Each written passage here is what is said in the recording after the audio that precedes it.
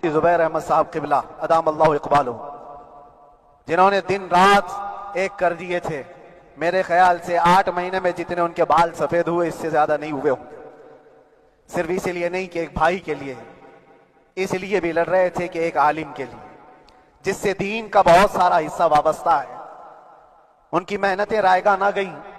بہت سارے میرے احباب و اقربا، خاص طور پر مدن پورہ اور وکرولی سے، جنہوں نے اپنے گھر بار چھوڑ کر میرے لیے دوڑتے بھاگتے رہے.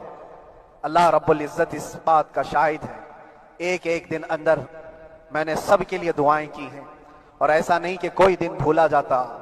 اور باہر کی ہمیشہ یہ خبریں آتی رہتی ہیں کہ حالات کیسے کے کیسے ہوتے جا رہے ہیں. کبھی اگر گھبراہٹ اور بے چینی ہوتی تو میرے عزیزوں صرف ایک ہی بات ہمارے پاس تھی علاج کے لیے. ایک ہی علاج تھا. جب بے چینی بڑھ جاتی، اپنوں سے رابطہ نہیں ہو پاتا اور کسی کے خبر نہ پہنچتی، کھانے پینے کی تکلیفیں، رہنے سہنے کی مصیبتیں جب سر پر آتی، تو ایک ہی علاج تھا، ان کے نثار کوئی کیسے ہی رنج میں ہو، ان کے نثار کوئی کیسے ہی رنج میں ہو. جب یاد آ گئے ہیں سب غم بھلا دیے ہیں، جب یاد آ گئے ہیں سب غم بھلا دیے ہیں. اس رسول محترم صلی اللہ تعالی علیہ وسلم کا احسان عظیم ہے. بار بار مجھے یہ احساس ہوتا رہا، پوری دنیا اگر چھوڑ دے مگر یقین تھا آمنہ کا لال کبھی نہیں چھوڑے گا. اور چھوڑا بھی نہیں، اور چھوڑا بھی نہیں. ہر رات جو ہمارا معمول تھا، ہم نے جو دیکھا، ہماری پچھلی زندگی میں ہم نے اتنے عجائبات نہیں دیکھے ہوں گے جو 8 مہینے کے اندر ہم نے دیکھے. نبی پاک صلی اللہ تعالی علیہ وسلم کے انعامات و اکرامات، رب تبارک و تعالیٰ کی مدد سے دل مضبوط ہوتا ہے.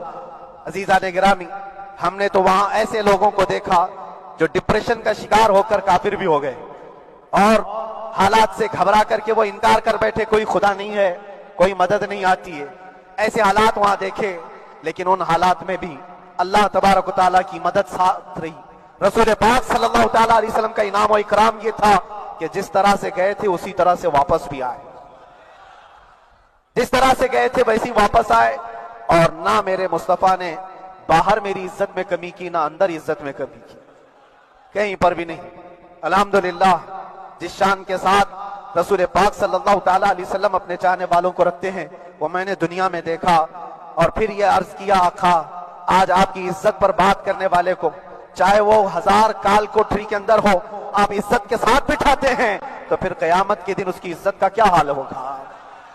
عرش حق ہے مسند رفعت رسول اللہ کی، دیکھنی ہے حشر میں عزت رسول اللہ کی. میرے عزیزو ایک بات کو طے کر کے چلو، انہیں جانا انہیں مانا، نہ رکھا غیر سے کام، للہ الحمد میں دنیا سے مسلمان گیا.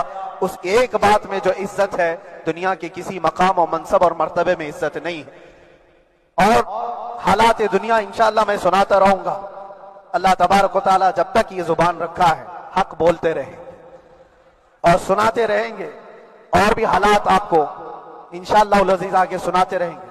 لیکن آج خصوصیت کے ساتھ میں جمعہ کے لیے اسی لیے حاضر آیا کہ یہاں کے لوگ پل پل یاد کرتے رہے. حضرت مجھے ہر بار خبر دیتے کہ جب نماز سے فارغ ہو کر کے میں نکلوں تو مجھے لوگ پکڑ لیتے، کیا ہوا، اب کیا خبر ہے. تو جس قدر آپ کی بے چینی تھی، بے قراری تھی، میرے عزیزو مجھے بھی ملنے کی بے چینی اور بے قراری تھی. لیکن یہ ایک سٹیج تھا جس سے گزارا گیا ہے، ایک مقام تھا جس سے گزارا گیا. میں تو ایک نکما آدمی، میں تو ایک کم پڑا ہوا ہوں، لیکن آپ کو بزرگان دین کی اگر تاریخ پتہ ہو، امام اعظم ابو حنیفہ رضی اللہ تعالیٰ عنہ جن کو ناحق جیل میں رکھا گیا تھا، امام موسیٰ کاظم رضی اللہ تعالیٰ عنہ 7 سال تک قید میں رہے. یہ کون امام موسیٰ کاظم؟ جن کے دربار میں جانے کے لیے غوث اعظم عبد القادر جیلانی رضی اللہ تعالیٰ عنہ 4 کلومیٹر دور اپنی چپل اتار دیا کرتے تھے. امام موسیٰ کاظم کا وہ دربار ہے جن کو باب الحوائج کہا جاتا ہے. اس امام کو 7 سال تک بغیر کسی قصور کے قید میں رکھا گیا. اور حد تو یہ ہے کہ اسی قید خانے میں زہر دے کر کے آپ کو مارا گیا ہے. آپ کا جنازہ جیل سے نکلا تھا. امام احمد بن حنبل جن کو 5 لاکھ حدیثیں یاد ہیں نبی پاک صلی اللہ تعالیٰ علیہ وسلم کی، بغداد کے سر بازار آپ کو ننگی پیٹھ پر کوڑے مارے گئے. آپ کو اندازہ ہے بزرگان دین کی ایک لمبی فہرست ہے. جب میں وہاں گیا تھا تو ایک بزرگ کی بڑی یاد آئی، وہ تھے حضرت مجدد الفیسانی رضی اللہ تعالیٰ. اکبر جیسے ڈکٹیٹر کے سامنے، اس زمانے کے سب سے بڑے ڈکٹیٹر بادشاہ کے سامنے آپ نے حق بات کا اعلان کیا تھا۔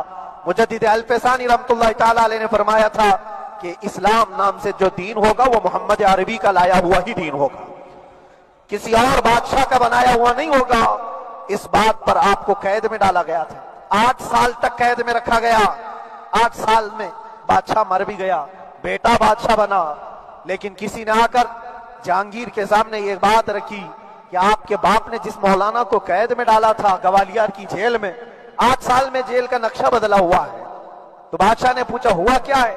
کہا کہ اس مولانا نے 8 سال میں تقریباً 700 قیدیوں کو عالم بنا دیا ہے۔ درس حدیث، درس تفسیر، قرآن کا علم، نمازیں جماعتوں سے وہاں اس طرح ادا ہوتی ہیں جیسے لگتا ہے گنبد خضرا کی چھاؤں میں ہے۔ رب تبارک و تعالیٰ کا یہ احسان عظیم تھا۔ ان 8 مہینوں میں بحمدہ تعالیٰ میں نے اپنی لائف میں کبھی اتنی امامت نہیں کی تھی جتنی وہاں امامت کیا، اس لیے کہ پابندی نہیں ہو پاتی۔ جب جب امام رہا مسجد میں چھٹیاں ہوا کرتی تھی، ادھر ادھر آنا جانا، لیکن وہاں پر کبھی کسی نماز میں چھٹی نہیں ہوئی۔ اور امامت اللہ تبارک و تعالیٰ کو جہاں لینا ہے وہاں لیتا رہے۔ اور مجھے اس بات کا تھوڑا قلق تھا، 24 سال سے میں تراویح سنا رہا تھا، 24 سال، 24 تراویح ہو چکی تھی، رمضان المبارک کا 24 گزر چکے تھے، 25واں سال تھا، ظالموں نے مجھے رمضان سے پہلے اندر کر دیا۔ بار بار یہ خواہش ہوتی تھی کہ میری تراویح چھوٹنے نہ پائے، 25ویں تراویح ہے، 25ویں محراب ہے، لیکن رب تبارک و تعالیٰ کا احسان، اندر موجود سارے مسلمانوں نے یہ مطالبہ کیا کہ ہم یہاں جماعت سے تراویح قائم کریں گے۔ اور اب تک لوگ الم تری کیف والی تراویح کبھی کبھار پڑھ لیا کرتے ہیں، لیکن سارے لوگوں نے مل کر کے یہ اتفاقاً کہا کہ ہم پورا قرآن آپ سے سننا چاہتے ہیں۔ کیسے کیسے قیدی تھے، کیسے کیسے کرائم والے تھے۔ میں نے کہا آج میں ایک دن پڑھاتا ہوں، ایک پارہ پڑھوں گا، آپ کو اگر لگے تو بتا دینا بھاری پڑ جائے، کیونکہ لوگ سارے کرمنل ہیں اور کئی طرح کے جرائم کیے ہوئے لوگ ہیں۔ نماز دین سے کہاں زیادہ رشتہ، کہاں ہو سکتا ہے یہ گھبرا کر بھاگ جائیں۔ ایک دن پڑھاؤں گا، اگر آپ کو لگے تو بول دینا، نہیں تو کل سے الحمدللہ۔ پہلے دن تراویح پڑھا ہے، دوسرے دن سارے لوگوں نے کہا آپ نے ایک پارہ پڑھایا ہے، سحری تک بھی پڑھائیں گے تو انشاءاللہ کھڑے رہیں گے۔ یہ جو استقامت، یہ ساری چیزیں دلوں کا جمع ہونا اور ہماری طرف دلوں کو پھیر دینا بغیر اللہ کی مدد کے نہیں ہوتا، رسول پاک صلی اللہ تعالیٰ علیہ وسلم کے کرم و احسان کے بغیر نہیں ہوتا۔ وہ تراویح بھی پڑھتے رہے، تفسیر قرآن بھی سنتے رہے اور قرآن کی تعلیم بھی لیتے رہے۔ پھر مجھے اندازہ یہ ہوا کہ رب تبارک و تعالیٰ کی منشا یہ تھی کہ ہماری تراویح کی محراب کی سلور جبلی جیل کے اندر ہو جائے۔ مجھے اس بات کا کوئی قلق نہیں رہا کہ میری کوئی چیز چھوٹ گئی ہے۔ ہاں، عید، بقرعید، محرم، یہ تمام چیزیں لوگوں کی یاد تو رہتی، رشتہ دار، احباب، اقربا کی یاد، لیکن اللہ کی مرضی، میرا رب تبارک و تعالیٰ جو پسند کرے اس میں ہم راضی ہیں۔ اگر مولا یہ چاہتا ہے کہ میں تنہا پڑھوں تو اس کی رضا میں ہم راضی ہیں، اگر وہ چاہتا ہے کہ مجمع ہزاروں میں ہم نماز ادا کریں تو اس کی مرضی پر ہم قائم ہیں۔ عزیزان گرامی وقار، صبر و سکون کے ساتھ جو حالات گزرے اس میں سب سے بڑا کردار آپ سب کی دعاؤں کا ہے، سب کی دعاؤں کا۔ مشائخ، سارے پیران اعظام، تمام سلاسل کے اور ہر مسجد کے امام اپنے محراب اور ممبر سے جو دعا کرتے رہے، یہ سارا ذخیرہ میرے لیے اتنا بڑا ہے جس کو میں بیان نہیں کر سکتا۔ ہر ایک کی جانب سے دعائیں، عورتوں بچوں کی طرف سے منتیں، روزے، نہ جانے کیا کیا کر لیا۔ پھر مجھے اندازہ ہوا کہ صرف اپنے آرام، اپنے راحت کے لیے پھڑپھڑانے سے کچھ نہیں ہوگا۔ رب تبارک و تعالیٰ یہ چاہتا ہے کہ پوری امت مل کر کے اس فقیر کے لیے دعا کرے، اور اللہ تعالیٰ کو جب تک منظور تھا تمہاری دعائیں ہوتی رہی۔ بعض لوگوں کو یہ خیال بھی آیا، کچھ میرے احبا اقربا رشتہ داروں نے بھی کہا اتنی ساری دعائیں ہوئی، اتنی ساری دعائیں ہوئی، قبول کیوں نہیں ہوتی؟ ایک بات یاد رکھو، پوری دنیا مل کر کھڑے ہو کر دعا کرے، اللہ کی قدرت پر کوئی کام کرنا واجب نہیں ہے، اللہ پر کوئی چیز واجب نہیں ہے، اگر وہ اپنے فضل سے عطا کر دے تو اس کا احسان ہے، اس کا احسان ہے۔ اب چاہے وہ سال بھر میں قبول کرے کہ 5 سال میں قبول کرے، ایک بات یاد آتی ہے میرے عزیزوں، ہماری قید تو 8 महीने की होगी। उन बुजुर्गान दीन की कैद 8 साल 7 साल। इमाम मोहम्मद बिन हसन अस्करी 20 साल तक कैद में रहे, 20 साल तक अंदर सलाखों के पीछे बंद रखा गया। ये अहले बैते अथहार हैं, अइम्मा इज़ाम हैं। उनकी तकलीफें देखकर फिर हमारी तकलीफ छोटी लगती और फिर नबी पाक सल्लल्लाहु तआला अलैहि वसल्लम की याद आती।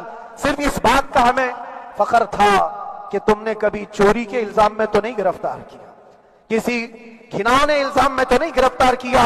हाँ, अगर किसी बात पर गिरफ्तार किया है तो इनसे पूछो तो अब ये बोलने में भी शर्म करते हैं। मौलाना को क्यों गिरफ्तार किया है, मौलाना को क्यों अंदर रखा है, शर्म आती है बोलने में, क्योंकि उन्होंने कुछ ऐसा बोला था जिसको बोलने में शर्म आती।